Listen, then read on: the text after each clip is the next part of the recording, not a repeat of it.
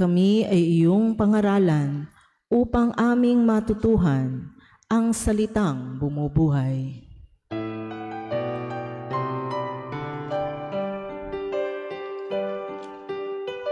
Hallelujah, hallelujah, hallelujah. Hallelujah, hallelujah, hallelujah. Hallelujah, hallelujah.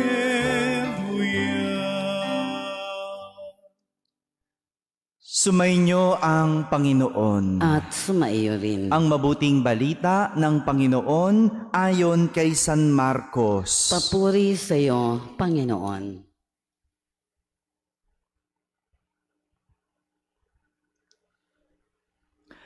Noong panahong iyon, pagbabalik ni Jesus mula sa lupain ng Tiro, dumaan siya sa Sidon at nagtuloy sa lawa ng Galilea, matapos tahakin ang lupain ng Decapolis.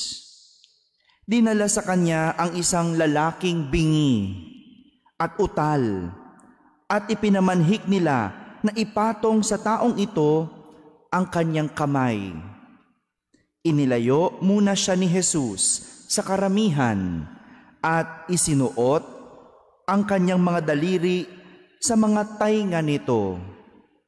Pagkatapos, lumura at hinipo ang dila nito. Tumingala si Jesus sa langit at nagbuntong hininga at sinabi sa tao, Ephata, ibig sabihin, mabuksan. At nakarinig na ito, nawala ang pagkautal at nakapagsalita na ng malinaw. Sinabi ni Jesus sa mga tao na huwag ibalita ito kanino man. Ngunit kung kailan sila pinagbabawalan, ay lalo naman nilang ipinamamalita ito. Sila ay lubhang naggilalas at ang wika, anong buti ng lahat ng kanyang ginawa? Nakaririnig na ang bingi at nakapagsasalita ang pipi.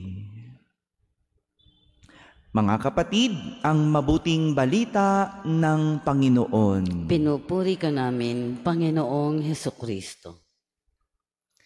Magandang umaga po sa inyong lahat. Malaya kang makakapamili, pero hindi ka makakatakas sa kahihinatnan ng iyong pinili. Malaya kang makakapamili, pero hindi ka makakatakas sa kahihinatnan ng iyong pinili. Ito po ang aral na pwede nating mapulot sa pagkakasalang nagawa ni Haring Solomon sa Diyos. Malaya siyang nakapamili, pero hindi nakatakas sa kinahinatnan ng kaniyang pinili. Kung matatandaan natin, matapos pagkalooban ng natatanging karunungan itong si Haring Solomon, ginamit niya ito sa maling paraan. Kaya siya ay nahulog sa kasalanan. Sa halip na nanatiling tapat sa Diyos, sumamba siya sa iba't ibang Diyos-Diyosan. Kaya naman, sa ating unang pagbasa, ipinapakita kung ano ang kinahinatnan ng kaniyang naging kasalanan. Sa halip na yung kaniyang anak na si Rehoboam ang papalit sa kanya bilang hari, ang magmamana ng kaniyang pwesto, ibinigay ito ng Diyos sa isa sa kaniyang mga lingkod na si Jeroboam. Dapat ipapasa sa anak. Ganon ang pagiging hari noon. Gaya niya, ni Haring Solomon, siya'y anak ni Haring David. Kaya siya naging hari dahil sa kanyang ama. Pero dahil sa kanyang nagawang kasalanan, hindi ito pinagkaloob ng Diyos. Ibinigay ito doon sa lingkod niya. Imagine, hindi mo kaano-ano, hindi mo kadugo, pero ibinigay sa isa sa iyong mga lingkod. Pero dahil tapat ang Panginoon sa kanyang pangako sa kanyang amang si Haring David, binigyan pa rin ng Panginoon ng pamamahalaan ang angkan ni Haring Solomon na si Rehoboam. Yung anak niya, pinagbigyan pa din. Pero 10 lipi ang ibinigay kay Jeroboam na kanyang lingkod. Sa kanyang anak, 1 lipi lang. Na dapat yung anak niya ang magmamana ng lahat. Pero dahil sa nagawa niyang kataksilan sa Diyos, hindi ibinigay ng Diyos ang buong kaharian. Pero dahil lang tapat ang Diyos, tapat lang siya, naawa lang ang Diyos. Kaya kahit isa, sige, binigyan pa rin ng pamamahalaan. Dahil lang sa awa at katapatan ng Diyos.